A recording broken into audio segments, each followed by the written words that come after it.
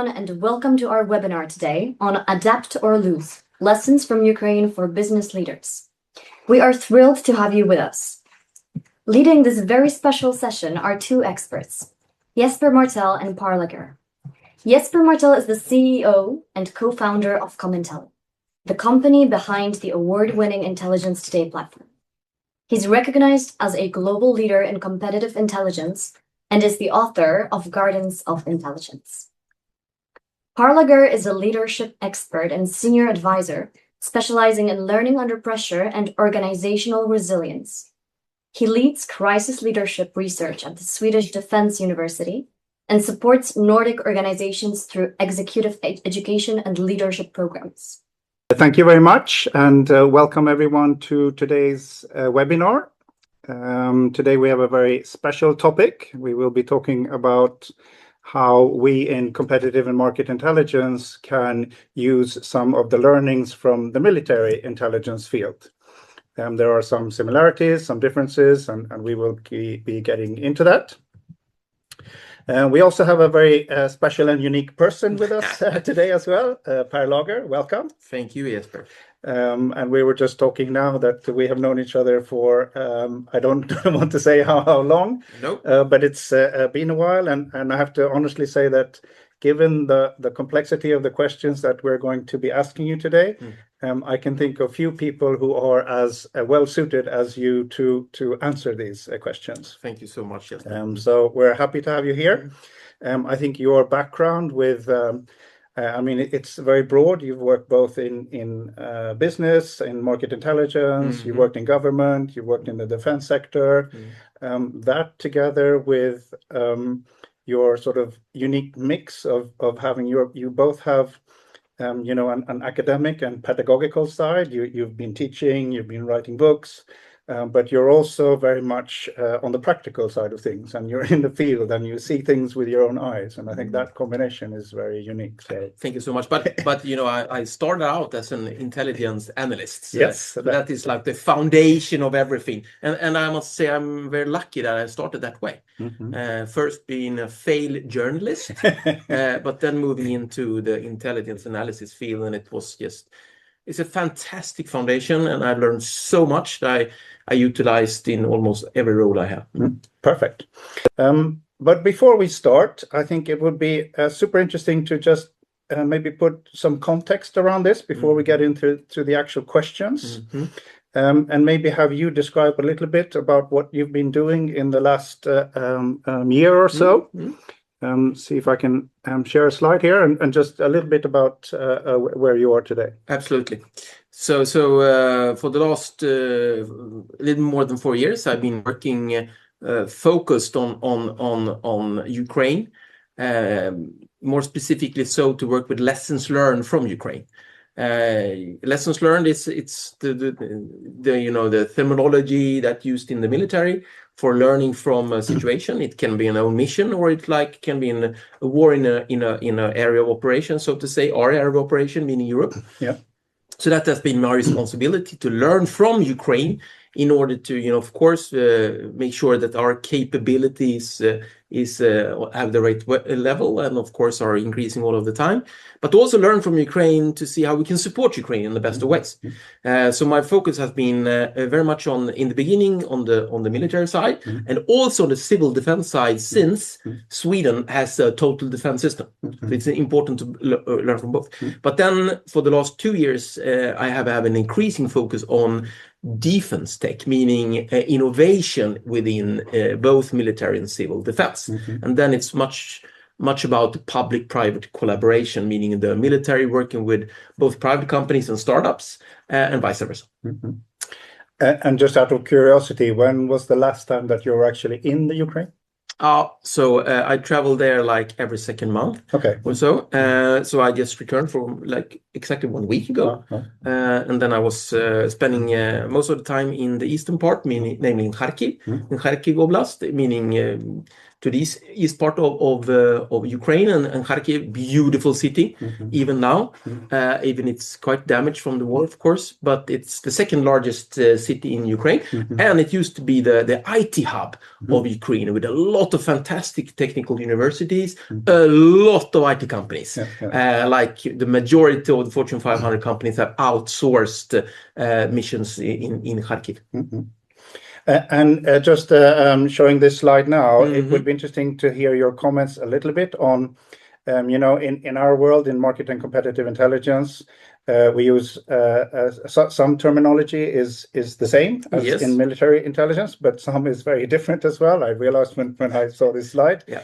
We both talk about situational awareness. We talk about signals and decisions is very important in both worlds. Yes. But it was interesting when I saw this slide that we in our world we typically talk about competitors, but here you use the word enemies. And yes. We talk about battle cards and how do you battle against your competitor. And here you talk about kill zones and you talk about sensors. We talk about sources. So it's a kind of same, but different. It is, the process and methodology is very much the same. And as we all know, very much from our methodology that we use in civil intelligence, so to say, originates from the military intelligence. We all know that.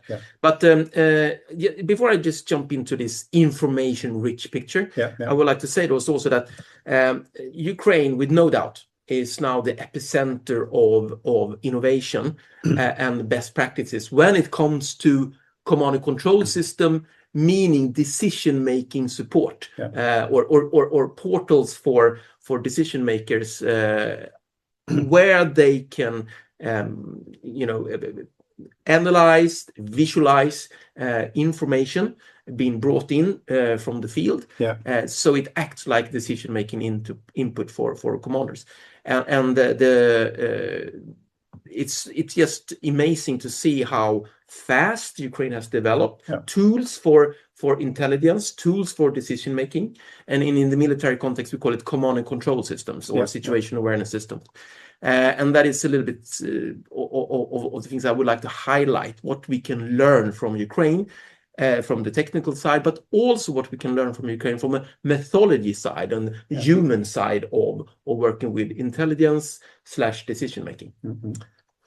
And what would you say are some of the, in the years that you've been working with this, just some of the key takeaways that you've had? On a general level. The changes we have seen on the battlefield is just, I never heard about that kind of rapid change. If we go back to the 24th of February 2022, when the full-scale invasion started, it was a very traditional war with traditional weapons, traditional decision-making tools, methods, command and control systems, sensors, and stuff like that. And now it's really like science fiction in that case. So and do you think that is on both sides or on the Ukraine side more than? It's a very good question. Unfortunately, it's on both sides. Ukraine is with no doubt leading because they are much smaller. They need to be more innovative in order to stay alive. Yes, but Russia, they are also, of course, they have a lot of smart engineers. They have a lot of people, and they also would like to stay alive. But they are also extra good when it comes to copying and scaling. So it's a little bit different here. So Ukraine normally is very fast to adapt, to innovate. Russia is very fast when it comes to copy and scale. So maybe we should just comment a little bit what we see here. So why is intelligence and decision making so important? Because of the battlefield is just extremely complex. As you see here, you have a combination of old weapon system and of course many new weapon system. And when I talk about new weapon system, I talk about unmanned systems. Unmanned systems underwater, on water, on ground, and in air. And they have to work together. They need to be orchestrated or synchronized. But it's not only Ukraine that has a lot of unmanned systems. Thousands and thousands of drones flying in the air, on ground, and so forth, together with old weapon system. So does the enemy.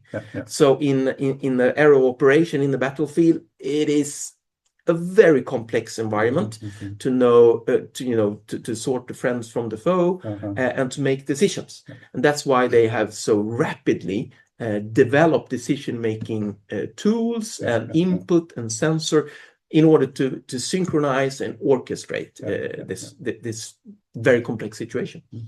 No, that's fascinating. We will come back to that as well. Can I also just say one thing? Sure. You see to the left-hand side corner there that this OODA loop or the learning loop has been just increased when it comes to speed. Meaning from the when you see some changes on the battlefield, you analyze it, you develop methods to counter it, and then to implement it. In the beginning of the war, maybe it was like 3 months. Now it's 24 hours. That's incredible. So this battle cycle, this cycle where you learn, analyze, and implement, that is also something that we can learn a lot from, because they have really, made it possible to be so much faster, so much more agile, and that is also, of course, then it bounces back to also changing the way we lead, the way we build a team, and so forth. Good. Well, thank you for that context, because it is very. There are some similarities, as you said, but there are a lot of differences as well. It is. I can relate to some of the things that you said. Is that even in the business world, we work with legacy AI systems, and then there are new systems, and we have to make them work. So I can see that there are things that are the same. But what strikes me is how quickly things develop. Yes. And there's no time to wait. You just have to act, which, while I think we have in the business world much longer decision times. So yes, I think that's but one of thing course that keeps decision times also in the private business, so to say, becomes shorter and shorter. Yeah. And another thing is that you normally, when you're being a leader in this environment in Ukraine, you need to make decision based on very little amount of information. And when you have a little bit more information, maybe you need to take a new decision. And that is something we can relate to, I think, in the private industry. And we have a lot to learn from that type of manage or being a leader. Good. Let's jump into the questions, and I'll start with maybe the very most important question, so that we spend most of the time on this. I mean, from what you've seen so far, what do you think are the key things that private business leaders can learn from the UK? You've mentioned a few things already, but what are some of the key things? One thing is speed. How fast you need to be to stay ahead of competition, so to say. That's one thing, and that's one thing. The other thing is that in Ukraine they have been incredible good at find and use various kinds of sources. Everything from some commercial satellites, military satellites, down to UMINT, meaning Russians in Russia that support Ukraine, that with their binocular can watch, and they gather all possible information that you can find, because the environment moves so fast, it's so complex, that you need every grain of information that you can grasp and that you can use for making the analysis. And the variety of sources is just incredible. And there is a lot of creativity in how to use everything from civil road cameras to weather forecast information to different kind of UMINs. For instance, every person in Ukraine have an air alert app in their iPhone or Android, meaning that when there's an air alert, you get the signal. But in the same app, they also have a bot where you can report enemy movement or incoming drones. And everyone has it. All citizens. So Ukraine has made 30 million Ukrainians. They have become sensors. So they can also bring in input because every information matters.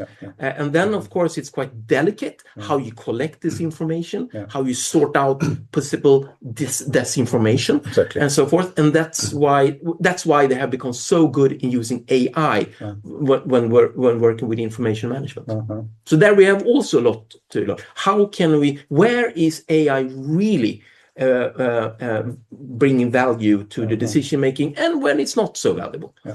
So here is what struck me here, and you see the slide here shows the app, I think. But then it's really that like decentralized. If you take this into the private sector, it's like decentralizing intelligence. So all your employees are, as you say, sensors and observers, and trying to find pieces of intelligence. That's a very good description there, Jesper, because very often, and I've written a book about this, as you know, but very often our intelligence organizations in big companies are quite centralized. Yeah. And we have big difficulties to get the information from the field, so to say, meaning from the coworkers, sales staff, and stuff like that. In Ukraine, they have really managed to build a intelligence cycle with information flowing in from everyone, from the soldier, and they have made it digital. So they have a tool called Krypova that squad leaders have, that they can work on and send in information, and everything is then gathered in the central situation awareness or intelligence system, like Comintelli, called Delta. So they have really managed to make it very easy, simple to bring in information from the very from the bottom up, and also from the top down. So when you, as a soldier or a squad leader, you provide information, then you also will receive information from a more strategic point of view that you can benefit from. So you build that cycle of information sharing, which is a necessity in this type of context. Good. So my key takeaway from this is, as you said, the decentralization. I can really relate to that, and getting intelligence out into the field. And we'll come back to how you collect that and what you do with it. The next question I have is, and you mentioned it already, is the situational awareness. So, I mean, once you have this information, and it sounds like it's a lot of information as well. It is. What do you do with it, and how do you sort of? So, I mean, the real game changer was when the unmanned systems, meaning mostly aerial drones, they are of course equipped with a camera, and they film all of the time. So they managed to build an application that make it possible for all unmanned systems with a camera to live stream film data straight into their situation awareness system. So that means that several percentage of all footage and films taking in the world today is taking in Ukraine. Because they have so many drones always filming, taking photos. So that photo is live streamed into the situation awareness system, where it is being analyzed and geotagged, and act as decision-making input for the commander. So the commander can make the right decision on what target to strike or not to strike. What action to take. So that has been a real game changer, because it's extremely amount of data. Because it's tens of thousands, maybe 100,000s of drones in the air or on the ground at the same time. And then you need AI to really filter the information and to provide the correct input.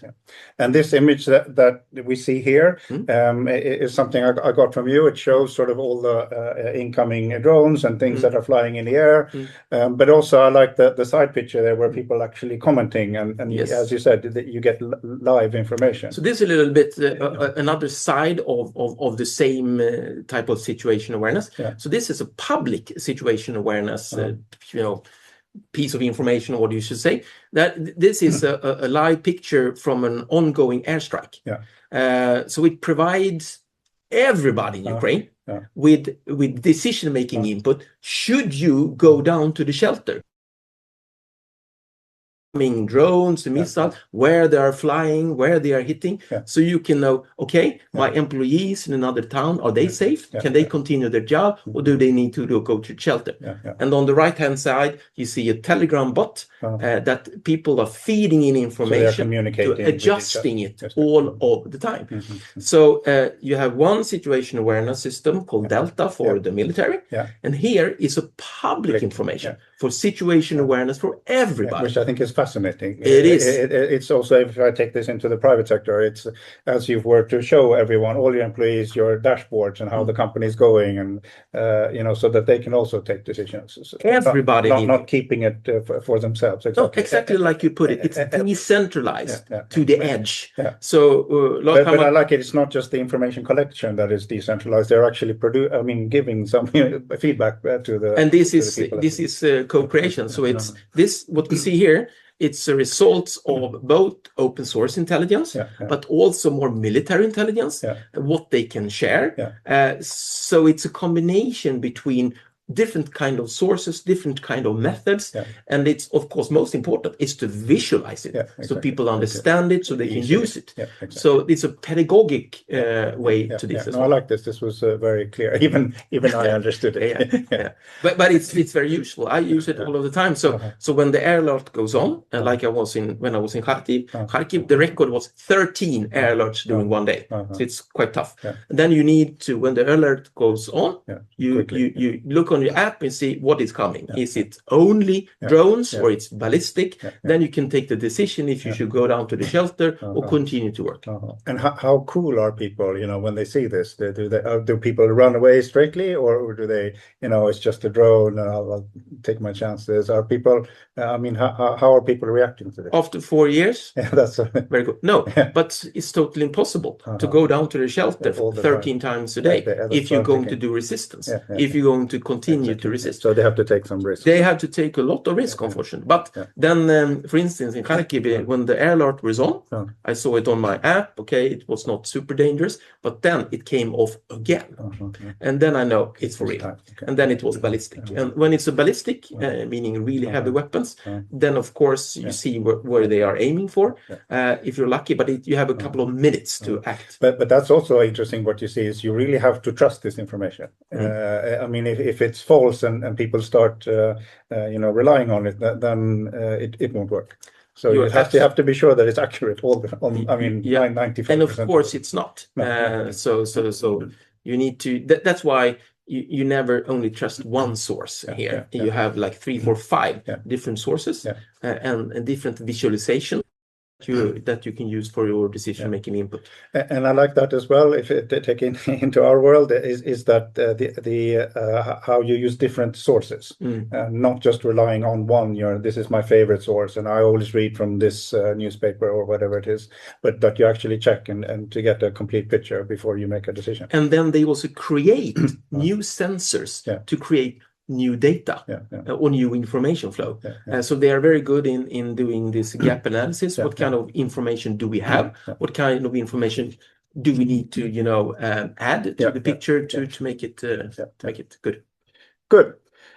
So that's my key takeaway from this is the different types of sources that you use, but also that you provide feedback back to the people who are your information sensors. So they continue to deliver information. Exactly. So you have to give and take. Yes, and the decentralization that they push out intelligence, both the input and the output. And how do you make sure? Oh, sorry, I'm getting carried away. But let's. I have the next slide. I think is important as well. And we've touched on this as well. But the speed. Yes. And you had some examples as well. Is how do you do this quickly? But I was fascinated when you showed this the speed of development in just 4 years. And how they've been forced to do this. Yeah, I mean, speed is in all levels here. In the military, we normally talk about tactical, operative, and strategic level. Yeah. And here we have like an operative strategic level. This is the speed of the development in their defense industry. So you can see here how many air drones manufactured did they have in the beginning of 2022? 7. Now they have 500. But that's not, maybe that's not the most important. The important is that they also have a lot of intelligence, mapping and evaluating every day how every drone performs on the battlefield. So when they do the procurement later, they base that on the actual performance on the actual weapon system. And that it makes also the procurement very transparent. So they know that this type of drone, this model of drone has performed like this. 5% better than the other, and then of course unit will buy that instead of something else, and the government will procure it and everything. So that's important. And then UGVs may be more astonishing, meaning land drones. They have 3 different sizes. It was none manufactured. Now there are 280 different manufacturers of land drones. In Sweden, none still. And then EW stands for electronic warfare. Meaning to jam the enemy's drones or other type of missiles or stuff like that. And then production of missiles.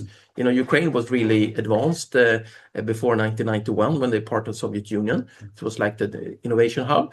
But then they took that away. They really regret that, by the way.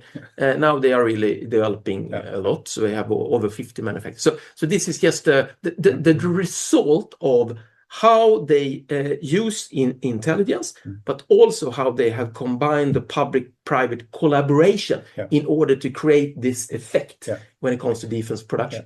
And what strikes me here is one, they have good intelligence. We need this, and it's fast. But also there's so much action as well. They actually do things. They're not like, because sometimes in the business world, you know, you can see things, this is going to happen, but people are not doing anything about it. No. But here they are actually, this is action. Yes. And the small detail there is that in Ukraine nowadays, they almost never use email. They use Signal and WhatsApp because it's much faster. So when I work with Ukrainians, I mean, to get the fast response in Ukraine is that you get in 1 minute. And a fast response in Western Europe, maybe it's you get it like 24 hours. Yeah, maybe. So it's very different when it comes to speed. And of course, they do this out of necessity. But it also shows you how fast we can be if we are really, you know, operating in a competitive environment. How fast can we be? And I can say it's quite fun to be fast, to see things happen. Especially the action where you have to. I can imagine. There are positives and negatives, of course, but when you're forced to act, but I can see that even. I mean, in running a business, if you're about to go bankrupt or something, you know, drastic is happening, that's when you act. When you don't have any money or any, then you're forced to do something. Yes. It's on a different level with different consequences. But in your case, but you're everywhere. And I think what we will see, and you and I just talked a lot about how many intelligence companies that have started since 2022 in Ukraine, and they are running fast. So that's where also we can learn a lot from intelligence community in Ukraine, not company, and that not only in intelligence in all domains. So for instance, 2 weeks ago, they had the first unicorn from the defense industry. U-Force, they make unmanned boats. That has been very successful. And then they had the first listing on the stock exchange 1 week ago, the Swarmer, and they did a record-breaking performance there. The stock went up 700%. So they are becoming like the innovation center almost. It's really the innovation hub, I would say, in many different areas. So regardless of your industry, learn from Ukraine how that industry has developed there. And how to be fast. And how to be fast. And do action. Yes. So I think that's my key takeaway from here is the speed at which things are happening. It's something we can learn from the private sector. But also curious, you mentioned also the role of competitive intelligence and strategy teams, and how I mean the things. And you mentioned that there are intelligence companies in the Ukraine as well. What do you think are some of the things that we can bring from there? Sorry. I think speed and scale again. So for instance, background checks. I mean, they do a couple of million of background checks every year. So they have developed methods how you can scale background checks, both for companies and from persons. That's one part of intelligence, even though it's a small part.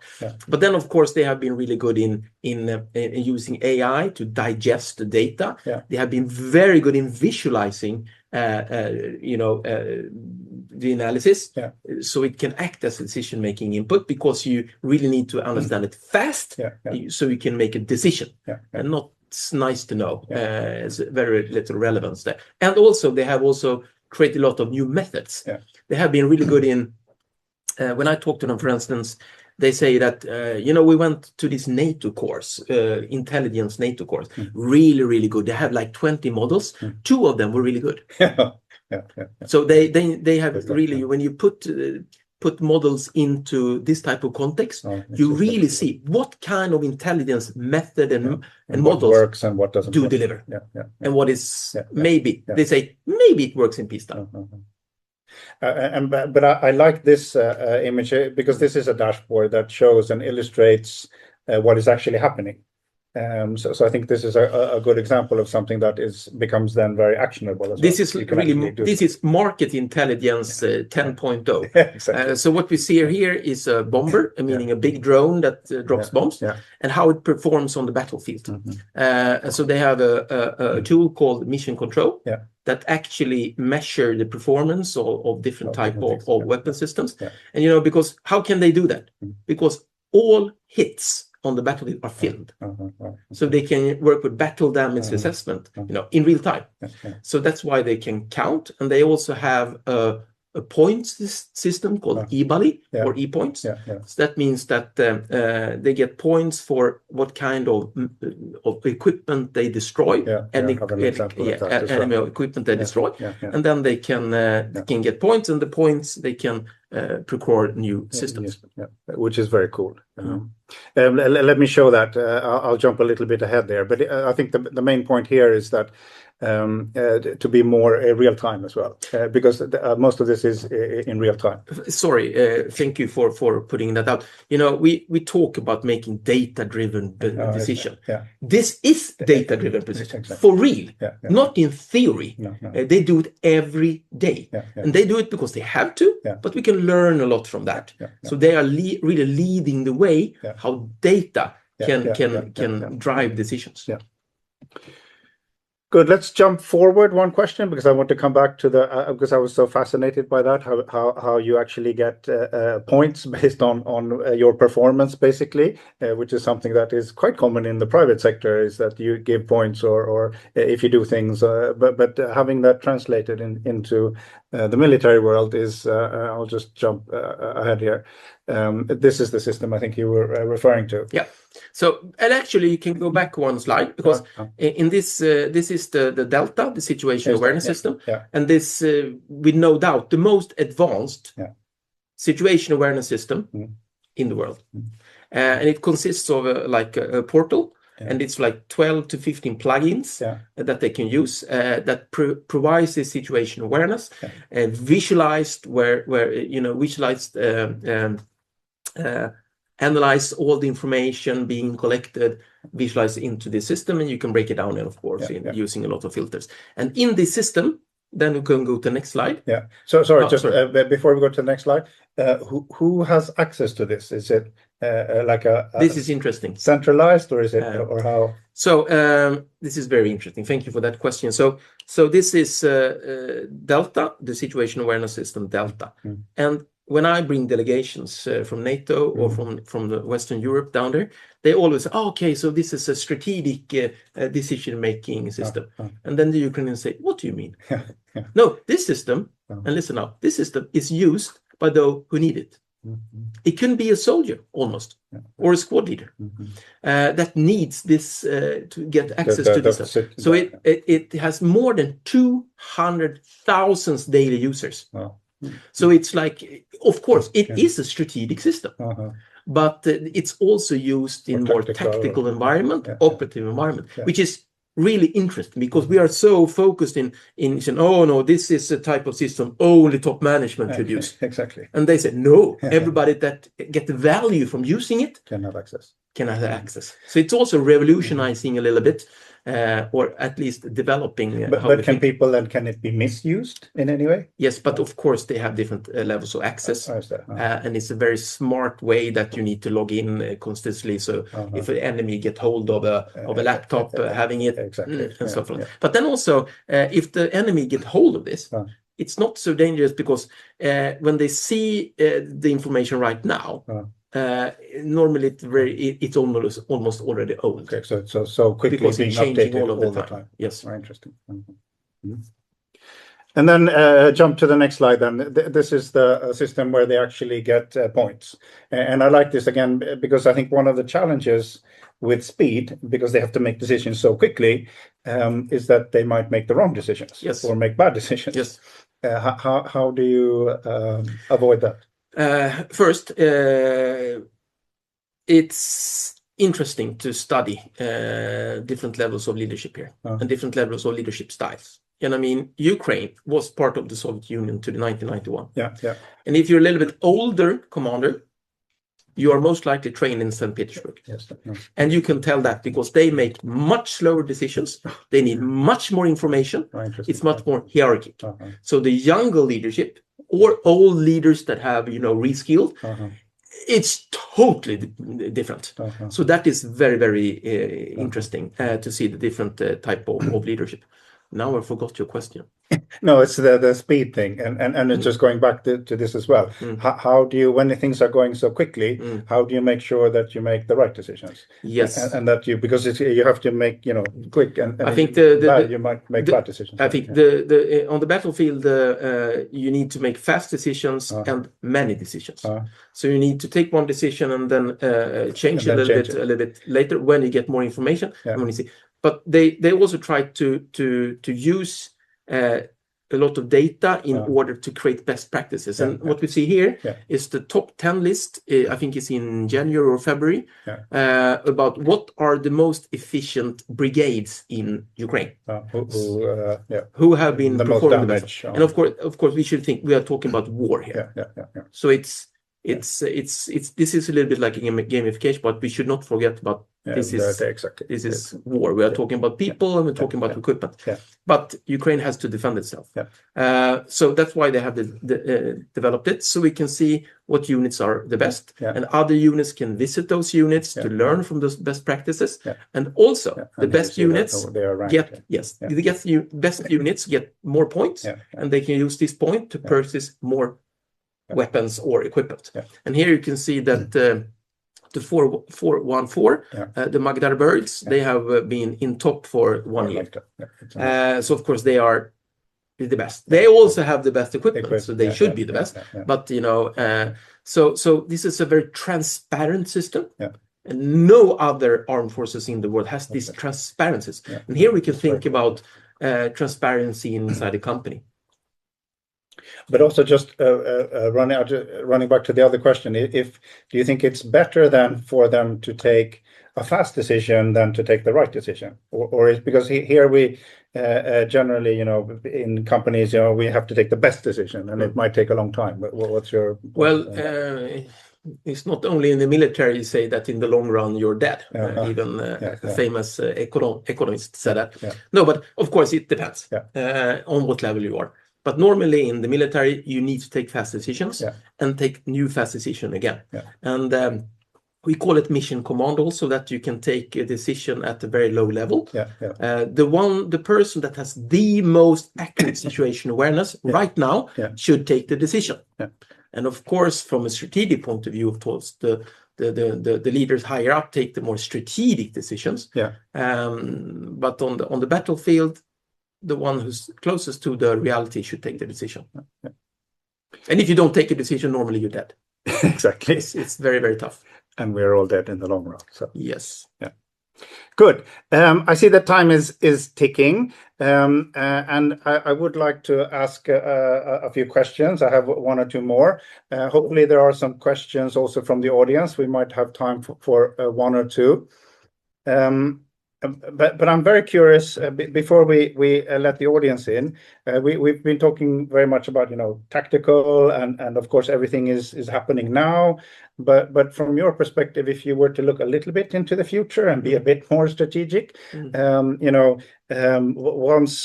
the war ends, what's your prediction? What will happen? And and the war might end in 3 months or in 3 years. But what will happen after all of this?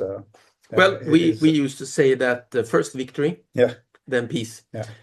So I will say that the competence that the war has created is just extreme. We talk about the speed. We talk about how you can work public-private in a totally new way. We see how you can use technology in a totally new way. Yeah. So, for instance, after the war, think about all industries that they can take advantage of unmanned systems that are really cost efficient, like the mining industry, paper and pulp industry, cleaning industry, every industry that can have robots that they can never dream about because they have a lot of fantastic skilled companies that have produced super cost efficient, easy to use robots or drones. That's Good. just one thing. No, I think, and I see again. I know that we both have to rush after this, so I think we'll close it down. But I think there are probably I see that there are like 10 questions. I think we will have to revisit this topic again. Perhaps do a follow-up. Hopefully, when there is victory and peace, then we can revisit this topic and see what we've learned. And I think my a little key takeaway from this is kind of that, as you said, and I don't know who has said this quote, but there's this quote that necessity is the mother of invention. And I think that seems to be very much the case here in the UK, is that they are forced to do this. Yes. And they have no choice, and it just has to be fast, and because the consequences are so big. So and it needs to be good enough. Not perfect, good enough in order to deliver results. And then, as you said, then you can switch. I mean, you go in one direction, but then you can change quickly, and if you have to, depending on the intelligence that you get, you have to be very adaptable and flexible. So yes, and my last words here is that I think all companies should see what they can learn from Ukraine. What they can learn from their industry, how that industry have developed, but of course, more specifically, how can they learn from how to operate with intelligence in Ukraine? What can they learn from the Delta situation awareness system? What can they learn from different plugins in Delta? How they use AI, what methods do work, and so forth. And of course, most importantly, maybe, how can we decentralize intelligence in a very efficient way? Thank you very much, Per, for coming here live in person in our little studio here. Thank you for inviting me. It's been a pleasure, and I wish we could stay longer because I have more questions. I don't know if we have any final words, or if not, then we'll say thank you everyone for attending.